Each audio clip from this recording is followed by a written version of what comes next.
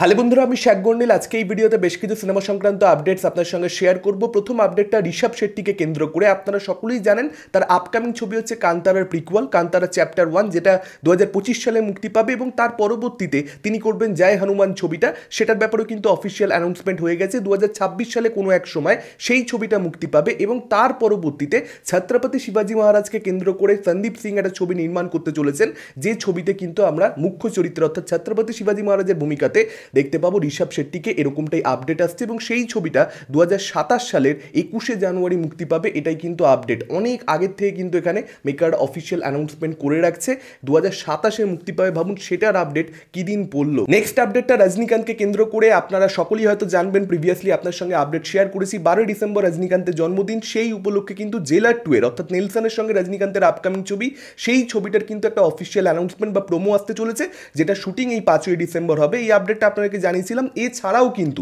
শুধুমাত্র কিন্তু জেলার 2 এর মধ্যেই সীমাবদ্ধ থাকছে না রজনীকান্তের জন্মদিন। তাছাড়াও তার আরও একটা যেটা আপকামিং ছবি কুলি, পরিচালক লোকেশ কানাগরাজের সঙ্গে অসাধারণ একটা কোলাবোরেশন, সেই ছবিটার কিন্তু একটা টিজার আসতে চলেছে। এখন এটাই দেখবার মতন ব্যাপার হবে যে এটা একটা জাস্ট এমন টিজার হয় যেটাকে আমরা কাইন্ড অফ অ্যানাউন্সমেন্ট বলতে পারি, যেটার সঙ্গে ছবির খুব বেশি দৃশ্য আমরা দেখতে পাবো না, ছবির খুব একটা গল্পের সঙ্গে লেনদেন থাকবে না, সেরকম কোনো টিজার হয় নাকি এখানে ছবির দৃশ্য আমাদেরকে দেখানো হয় এই টিজারের মধ্যে। তার কারণ এই ছবিটা কিন্তু আসতে দেরি রয়েছে, এখনও কিন্তু অনেকটাই দেরি। মেকাররা কতটা রিভিল করে এখানে, ছবির দৃশ্য কতটা দেখায়, সেটা একটা দেখবার মতন ব্যাপার হবে। তবে লোকেশ কানাগরাজের ছবির একটা টিজার আসবে, সেটার জন্য অবশ্যই আমি এক্সাইটেড। নেক্সট আপডেটটা ম্যাড ডগ ফিল্মসকে নিয়ে। আপনাদেরকে আমি অলরেডি আপডেট শেয়ার করেছিলাম যে ম্যাড ডগ ফিল্মসের দীনেশ ভিজন হরর কমেডি ইউনিভার্সের পাশাপাশি আরও একটা কিন্তু এখানে ইউনিভার্স প্ল্যান করছে এবং সেই ইউনিভার্সে কিন্তু বড় বড় ছবি দীনেশ ভিজন অ্যাকচুয়ালি প্ল্যান করছে। একটা ছবির টাইটেল হতে চলেছে চামুন্ডা, যেখানে কিন্তু সম্ভবত মুখ্য চরিত্রে আপনারা দেখতে পেতে চলেছেন আলিয়া ভাটকে। এটা একটা সাইকোলজিক্যাল সুপার ন্যাচারাল থ্রিলার হতে চলেছে। আলিয়া ভাটের সঙ্গে দীনেশ ভিজনের অলরেডি কনভারসেশন চলছে,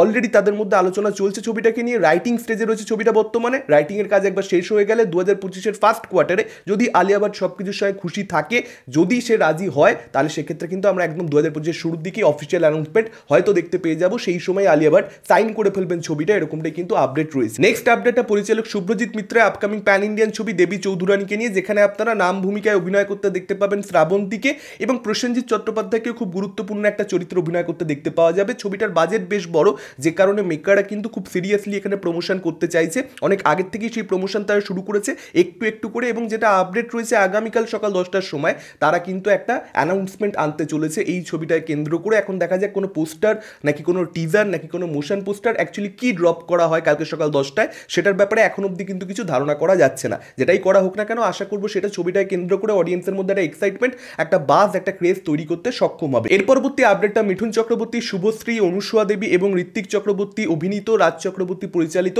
সন্তান ছবিটাকে নিয়ে। জিৎ গঙ্গোপাধ্যায়, জিৎ গাঙ্গুলি বহুদিন বাদে এই ছবির মিউজিকের কাজ করছেন। রাজ চক্রবর্তীর সঙ্গে তার কোলাবোরেশন বহু বছর বাদে, সেটা তো একটা এক্স ফ্যাক্টর কাজ করছিলই। এবং এই ছবির মধ্যে বিশাল মিশ্রা, যেটা আজকে আপডেট রয়েছে, বিশাল মিশ্রাকে প্রথমবারের জন্য একটা বাংলা ছবিতে গান করতে দেখতে পাওয়া যাবে। এটাই কিন্তু একটা নামী পত্রিকার তরফ থেকে জানানো হয়েছে। এখন দেখা যাক যে এই ছবিটার গান ভাইরাল হয় কিনা, পপুলার হয় কিনা, মানুষের কতটা মনে ধরে। তার কারণ এই ছবিটা বক্স অফিসে খুব সফলতা পেতে পারে, সেটা নিয়ে অলরেডি তো আমরা আলোচনা করেছি। ছবিটার বিষয়ই এমন যেটা কিন্তু বাঙালি দর্শককে আজকের দিনে কোথাও একটা আপিল করবে। এর পরবর্তী আপডেটটা পুষ্পা 2কে কেন্দ্র করে আল্লু অর্জুনের আপকামিং সিনেমা রিলিজ প্রায় দোরগোড়ায়। এখন জানতে পারা যাচ্ছে 3D ভার্সনটা পুষ্পা 2 এর, সেটা কিন্তু 5ই ডিসেম্বর মুক্তি পাবে না, শুধুমাত্র 2D ভার্সনটাই মুক্তি পাবে। হয়তোবা এক সপ্তাহ বাদে 3D ভার্সনটা মুক্তি পেল, এরকমটাই কিন্তু আপডেট আসছে।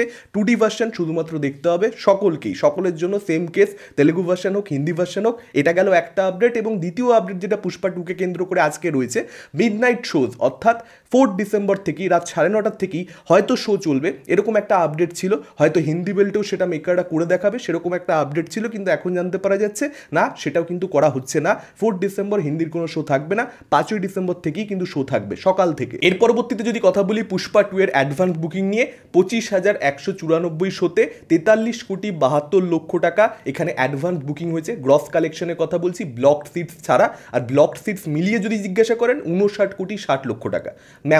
ম্যামথ মানে এক কথায় এই কালেকশনটাকে, এই অ্যাডভান্স বুকিংটাকে আপনি কি বলবেন? এরকম অ্যাডভান্স বুকিং দেখতে পাওয়াই যায় না। মানে এই নাম্বারটা, মানে পুষ্পা 2 এর ওপেনিং যেটা লাগতে চলেছে, সেটা অ্যাপ্রক্সিমেটলি এরকমটা ট্রেড বলছে 300 কোটি world wide gross.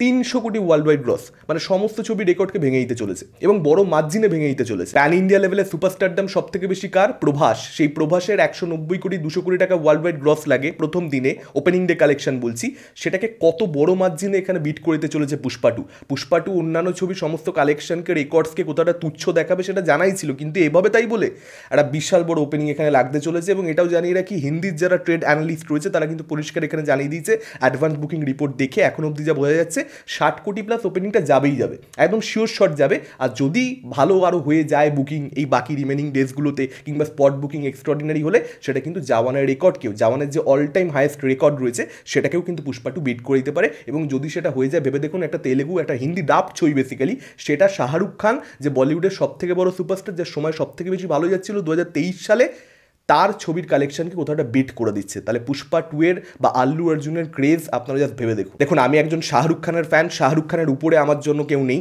Shahrukh Khan greatest, এবং তার জওয়ানটা একটা স্ট্যান্ড অ্যালোন ছবি, ফার্স্ট পার্ট, সেটার কালেকশনটা ওই জায়গায় গেছিলো, এটা সিকুয়াল, কিন্তু ফিরভি আপনাকে পুষ্পা টু যেটা করে দেখাতে পারছে সেটাকে একটা ক্রেডিট দিতে হবে, সেটাকে একটা রেসপেক্ট জানাতে হবে।